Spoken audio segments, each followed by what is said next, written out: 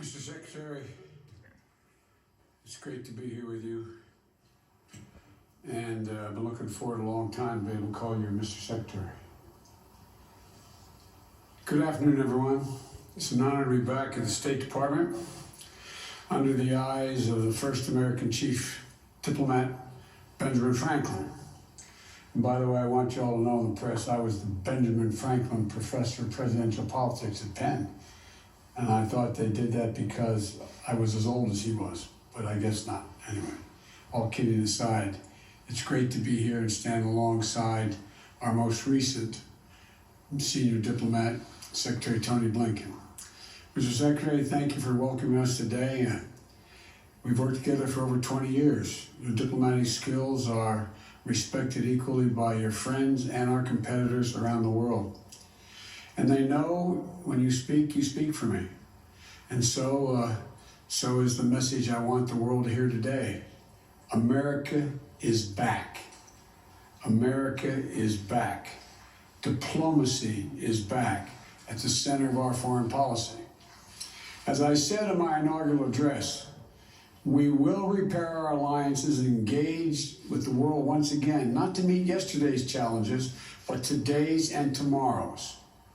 American leadership must meet this new moment of advancing authoritarianism, including the growing ambitions of China to rival the United States and the determination of Russia to damage and disrupt our democracy.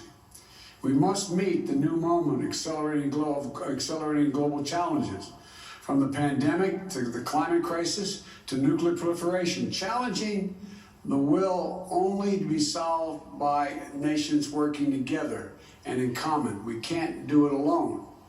We must start with diplomacy, rooted in America's most cherished democratic values, defending freedom, championing opportunity, upholding universal rights, respecting the rule of law, and treating every person with dignity.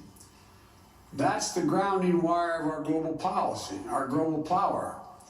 That's our inexhaustible source of strength. That's America's abiding advantage. Though many of these values have come under intense pressure in recent years, even pushed to the brink in the last few weeks, the American people are going to emerge from this moment stronger, more determined, and better equipped to unite the world in fighting to defend democracy, because we have fought for it ourselves. Over the past few days, we've been in close cooperation with our allies and partners to bring together the international community to address the military coup in Burma. I've also been in touch with Leader McConnell to discuss our shared concerns about the situation in Burma, and we are united in our resolve. There can be no doubt, in a democracy, force should never seek to overrule the will of the people or attempt to erase the outcome of a credible election. The Burmese military should relinquish power they have seized, release the advocates and activists and officials they have detained, lift the restrictions on telecommunications, and refrain from violence. As I said earlier this week, we will work with our partners to support restoration of democracy and the rule of law and impose consequences on those responsible. Over the past 2 weeks, I've spoken with the leaders of many of our closest friends: Canada, Mexico, the UK, Germany, France, NATO, Japan, South Korea, Australia, to reforming the habits of cooperation and rebuilding the muscle of democratic alliances that have atrophied over the past few years of neglect and, I would argue, abuse. American alliances are our greatest asset. And leading with diplomacy means standing shoulder to shoulder with our allies and key partners once again. By leading with diplomacy, we must also mean engaging our adversaries and our competitors diplomatically, where it's in our interest, and advance the security of the American people. That's why yesterday, the United States and Russia agreed to extend the New START treaty for 5 years to preserve the only remaining treaty between our countries safeguarding nuclear stability. At the same time, I made it clear to President Putin, in a manner very different from my predecessor, that the days of the United States rolling over in the face of Russia's aggressive actions, interfering with our elections, cyber attacks, poisoning its citizens, are over. We will not hesitate to raise the cost on Russia and defend our vital interest and our people. And we will be more effective in dealing with Russia when we work in coalition and coordination with other like-minded partners. The politically motivated jailing of Alexei Navalny and the Russian efforts to suppress freedom of expression and peaceful assembly are a matter of deep concern to us and the international community. Mr. Navalny, like all Russian citizens, is entitled to his rights under the Russian Constitution. He's been targeted for exposing corruption. He should be released immediately and without condition. We'll also take on directly the challenges posed by our prosperity, security, and democratic values by our most serious competitor, China. We'll confront China's economic abuses, counter its aggressive, coercive action to push back on China's attack on human rights, intellectual property, and global governance. But we're ready to work with Beijing when it's in America's interest to do so. We will compete from a position of strength by building back better at home, working with our allies and partners, renewing our role in international institutions, and reclaiming our credibility and moral authority, much of which has been lost. That's why we move quickly to begin restoring American engagement internationally and earn back our leadership position, to catalyze global action on shared challenges. On day one, I signed the paperwork to rejoin the Paris Climate Agreement.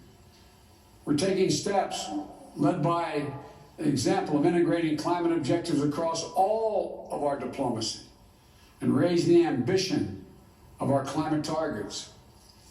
That way we can challenge other nations, other major emitters, up the ante on their own commitments. I'll be hosting a Climate Leaders Summit to address the climate crisis on Earth Day of this year. America must lead in the face of this existential threat.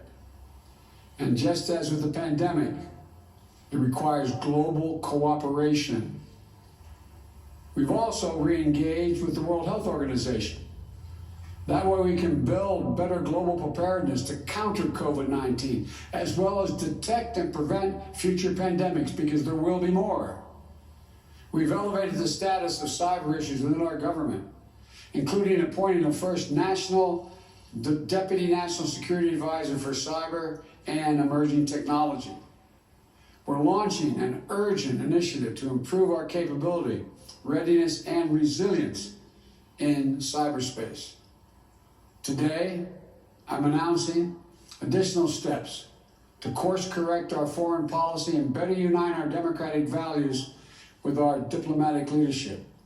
To begin, Defense Secretary Austin will be leading a global posture review of our forces so that our military footprint is appropriately aligned with our foreign policy and national security priorities. It will be coordinated across all elements of our national security, with Secretary Austin and Secretary Blinken working in close cooperation. And while this review is taking place, we'll be stopping any planned troop withdrawals from Germany. We're also stepping up our diplomacy to end the war in Yemen, a war which has created a humanitarian and strategic catastrophe. I've asked my Middle East team to ensure our support for the United Nations-led initiative to impose a ceasefire, open humanitarian challenge, and restore long-dormant peace talks. This morning, Secretary Blinken appointed Tim Lenderking, a career foreign policy officer, as our special envoy to the Yemen conflict, and I appreciate him doing this. Tim has lifelong experience in the region, and he'll work with the UN envoy and all parties of the conflict to push for a diplomatic resolution. And Tim's diplomacy will be bolstered by USAID working to ensure that humanitarian aid is reaching the Yemeni people who are suffering unendurable devastation. This war has to end. And to underscore our commitment, we're ending all American support for offensive operations in the war in Yemen, including relevant arms sales.